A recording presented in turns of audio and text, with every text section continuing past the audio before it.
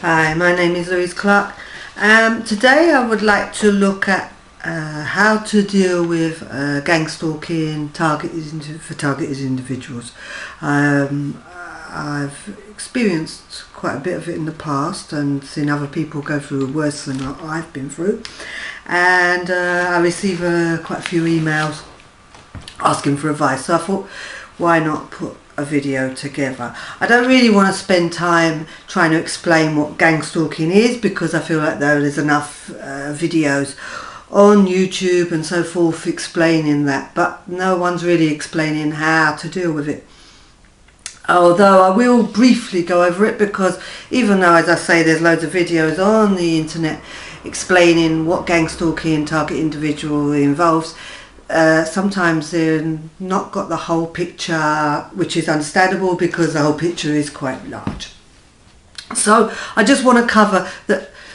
Who, if I break it down, I've gone into who, what, where, when, but who's involved? It's from the top down. It's cults involved. It's through Freemason networks.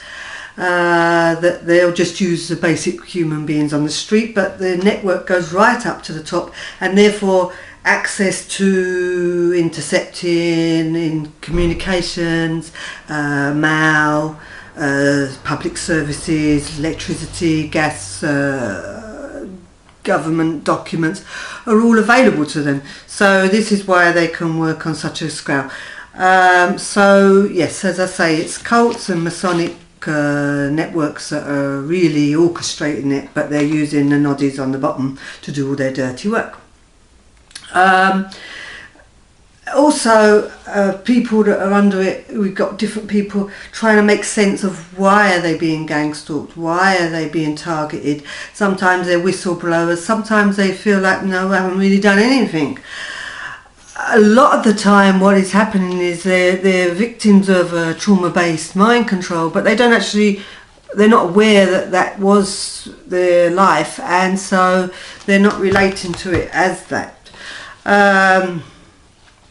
Also, a cult is involved too, which I'll go on to explain, and as well, as I say, it's going from the top, so it's also black ops operations, which will be funding it, and the money is limitless.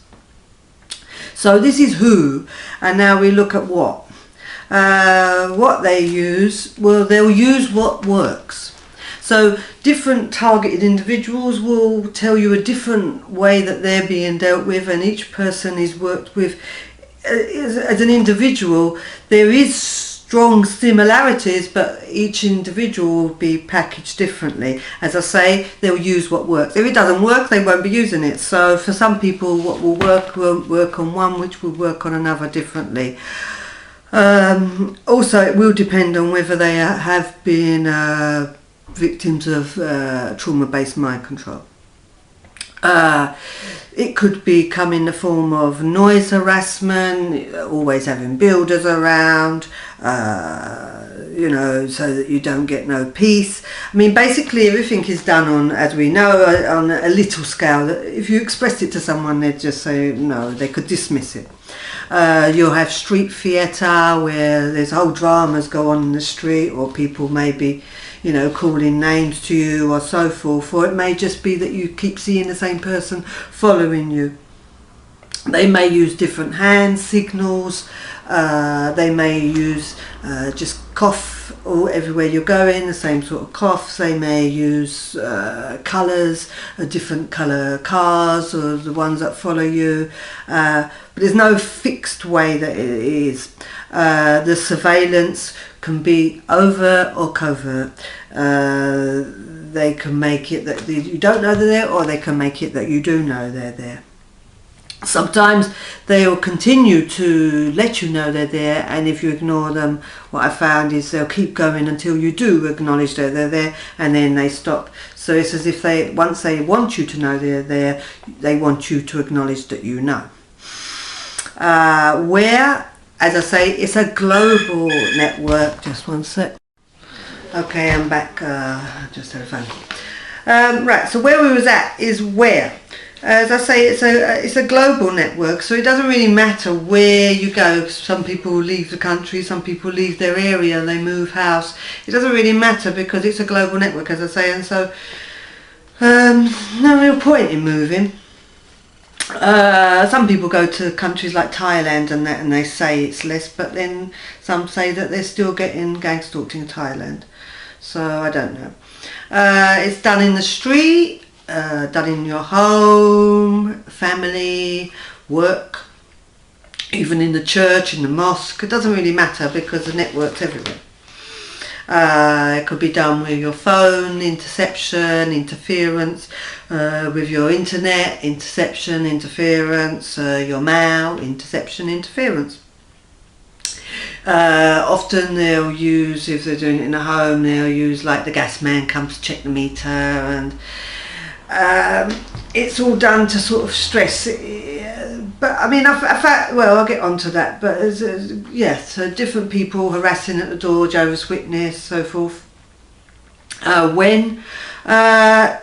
Well, in one sense, it's 24/7.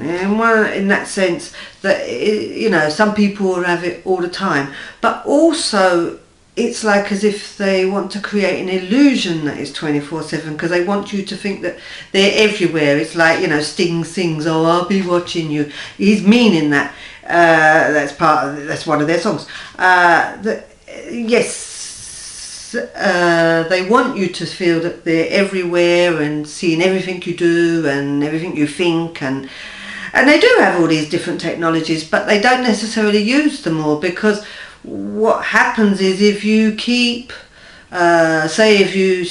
coughing every time you see if every time you go out someone's coughing, then when someone does cough just because they've got a cough, you'll automatically start to think, oh, it's another stalker, when it could just be someone's got a cough.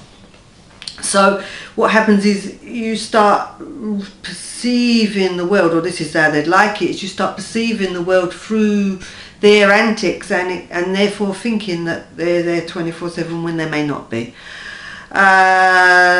Also, sometimes the level of surveillance is not as big as we could perceive it to be, but they can hound you so much, especially in the early stages, that you think that they're everywhere, and every helicopter that goes over is a military helicopter to pester you. And it may not be. It may be sometimes, but it may not be all the time. So it's about getting things in perspective. Okay, we're on to how. And how it's done is different, as I say, for everyone.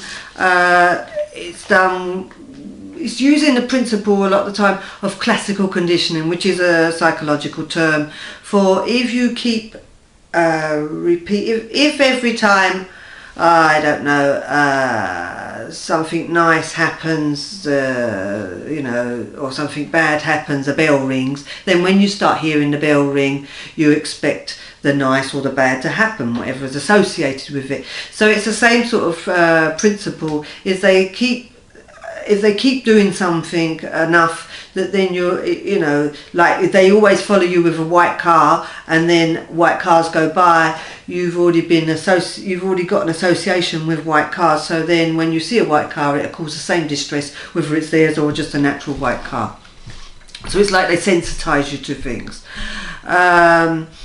But sometimes, as I say, for a lot of target individuals, they are actually victims of mind control, and therefore when mind control is put in, when it's placed in, it's done in a very organised way. And so when it's placed in, sometimes maybe like when they're putting you through a trauma, which may be like repeated rape or electric shocks or so forth, they may all cough.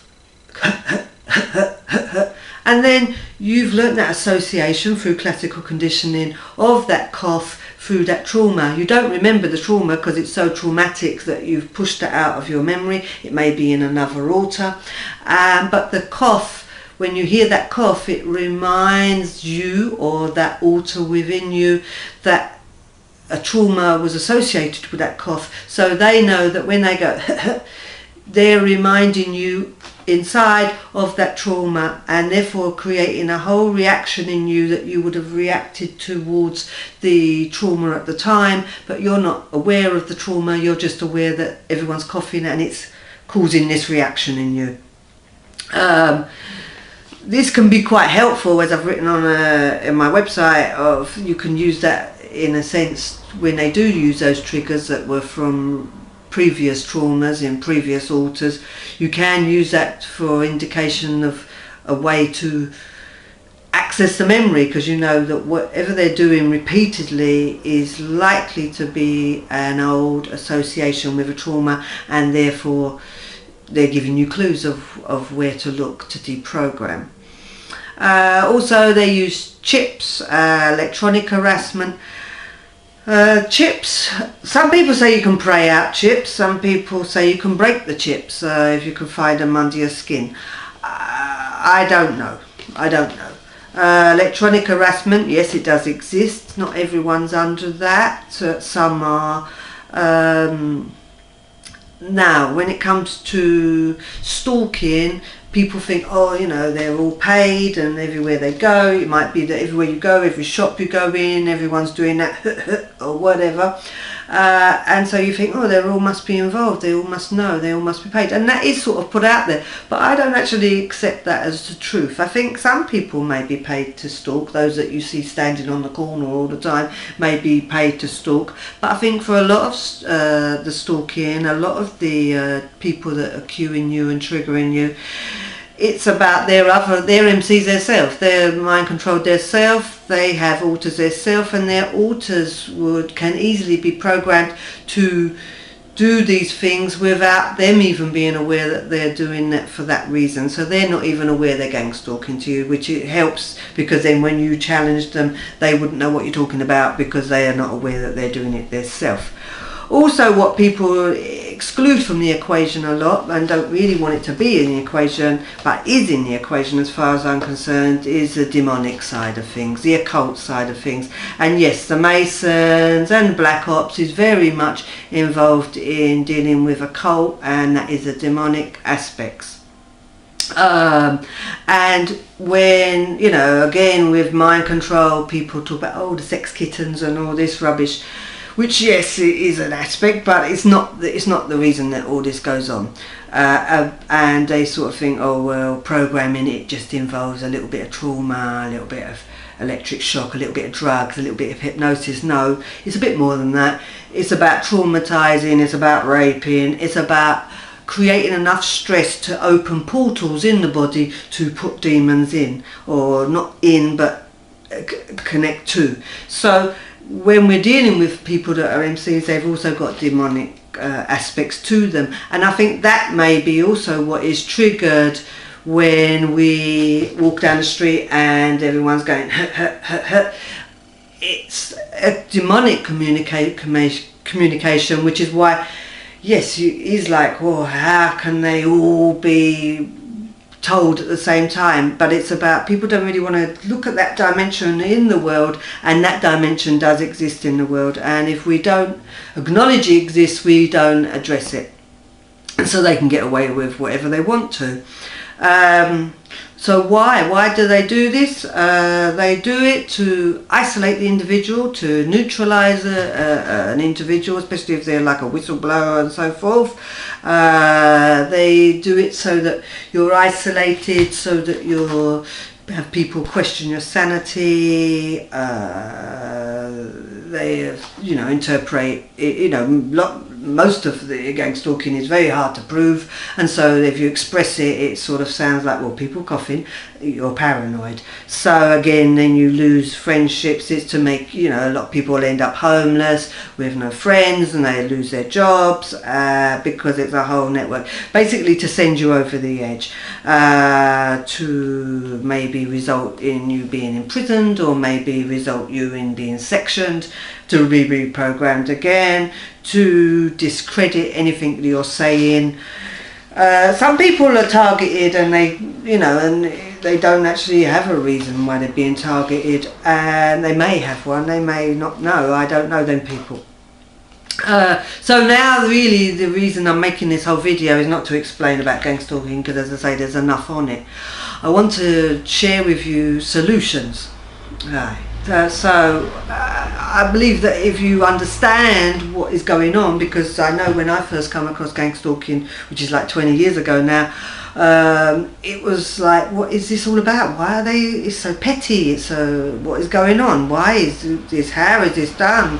And it was all very confusing. So I'm going to try and, I've tried to simplify it, and now I'm going to try and tell you solutions that I found. I haven't got no miracle cures, because this is big business. But what I have learned is, one, they're using neuro-linguistic programming involved, and therefore people, you may see, is they want to see your eyes, they want to read your eyes, and therefore I found that if you wear sunglasses, that causes a little bit of a problem, because they can't read your eye movement. And possibly as well, it's like, I know that research shows that if you was to stare at someone, and people can sense you're staring at them, because there is something, I don't really know the terminology, but like a frequency coming from your eye that will be picked up by another person if you're staring at them. And I don't really know all what's involved there, but basically, yes, sunglasses get in the way of all that. So sunglasses is a very good answer.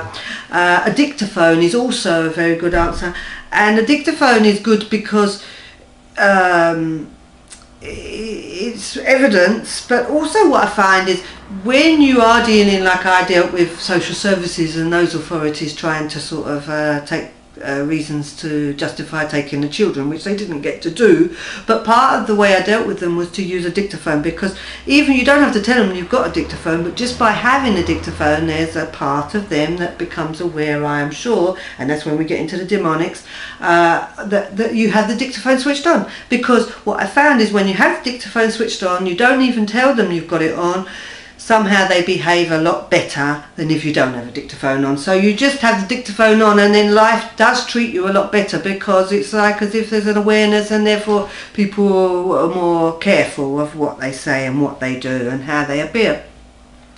Also, a camera is useful. I don't use it often, but it can be used. I remember when I had Jehovah's Witness and I was not in a good mood, and they decided, oh, she's not in a good mood, I'm sure, and come knocking at my door, and people could say that's power, but basically I was rude to them, and then they all just smiled and laughed at me. So I started taking photos of them and I put them on the internet, and no more, I've lived here 2 years, and since then no Jehovah's Witness want to knock at my door. So the photos do work sometimes. Also videos, to video things, CCTV, I have had that in my home, and sometimes it works, but sometimes they just take the piss and put their own videos in, replacing my videos, to show that we've been in and there's nothing you can really do. But you know, it's worth having, especially if you're under like social services coming around for your children or something. Then yes, it's very useful to have CCTV, because again, they will behave themselves in front of the camera. Also, put alarms on your doors. There's cheap alarms. Let me just get one. There's cheap alarms that you can buy. I mean, I bought these $1.99 in the cheap shop. So there's just little alarms that run on batteries, and they work on magnets, and then when the door opens, the alarm goes off. So at least then you know in your night time whether someone's been in or not, maybe. Also documenting. I mean, yes, it is documenting what happens, and everyone I say document, and I think to a certain extent, but then you want to get on with your life. But if there's sometimes it's worth documenting things if you feel it's generating a pattern, because then if you're showing a pattern, it shows that it's the case. So documenting can be good, but it's about staying calm and not being stressed by it all, because if you're looking at the purpose of it is to create a tension in you, to create a negativity in you, to send you over the edge. So it's about, no, you have to remain calm. This is your agenda, is to remain calm.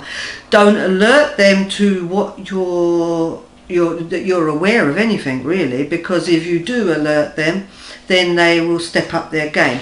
So it's about, remaining as calm as possible. I know as well, I know when I want to move and go, just do something different, it's about they'll be notified if you change your pattern in life, or you're going to change your pattern. So I know for myself, I stay as calm as possible when I'm going to go off somewhere. No one would really know that that's what I'm intending to do, because I would just stay calmly and focused on what I need to pack to take with me where I'm going. And then that doesn't alert in any dimension, whether it's on a spiritual realm or whether it's on an electronic realm. There's no alerting of any change until I'm driving down the motorway. So it's about staying as calm as possible. And as I say, we're dealing with a cult, and so also I use prayer a lot. And it doesn't really matter what religion you are, prayer will still help you, I suppose, because it will still create calm. But also, I know for me, I deal with prayer, and I'm a Christian, so I will call on Jesus, and as far as I'm understanding, he's the highest of the highest.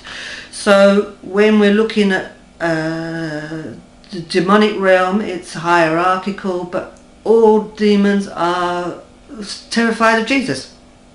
So calling on Jesus will make them flee. It's just the way it is. It's amazing. I had a guy the other day, and he come to check my electric, and it did feel a bit dodgy, and I just stood there while he did the cupboard, and in my mind just was like, yes, please Jesus, protect me through this. And the man seemed to want to run from the house, and I hadn't said anything. I was just standing there nice and polite. So prayer can really work, and it's about using that and knowing that, yes, demonic are scared of that. Also, there's a lot of people complain of sleep deprivation, because yes, to make someone controllable, if you sleep deprive them, if you food deprive them or fluid deprive them, they become more controllable. This is what's used in basic programming. And so sleep deprivation is a big one. For that, I would recommend to use the same herbs as I recommend for crack cocaine users or drug users to withdraw from, because the herbs are for calming down the body and balancing the body. And the herbs are called Jewi Zao Yawa. I'll write that on the screen. Also, earplugs help, and also what do you call them, the things that you cover your eye covers, I don't know what they're called, but they work too, because a lot of MCs will say that when they close their eyes it's still not pitch black, so these covers help. The earplugs help too. Also, as I say, try to live your life as normal as possible, because really it's about trying to isolate you, but also to try and affect your life, to steer you to focus on them and their agenda rather than you and your agenda, and living your life. It's your life, so keep hold of your life, carry on as normal as possible, be friendly to people, because it's like your neighbours. As I say, if you be friendly to your neighbours, I do,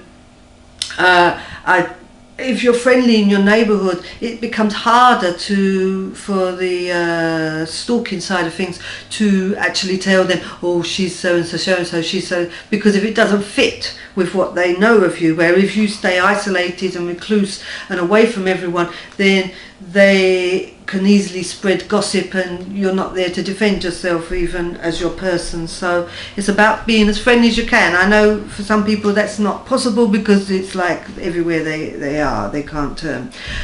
Also, I learned years ago that the earth helps a lot, to be grounded. So go for walks, go to the forest, go to the parks, go and get earth, go and get air. People, put their curtains drawn and close their windows, let the air through the house. It's fresh air, let clean air in, get some air in yourself, ground yourself. And also, I see that sometimes people struggle to have baths and showers, because it's like as if there's a resistance to do this. But it's about try to do that, try to be in the bath, be in water, drink water. it's all helping you. So as I say, I didn't have no magical answer, but I'm hoping that what I have said here is helpful to some extent and to some people. And if you anything to say, you can say it below. That's all I've got to say for now, and I wish you well. Okay, bye bye.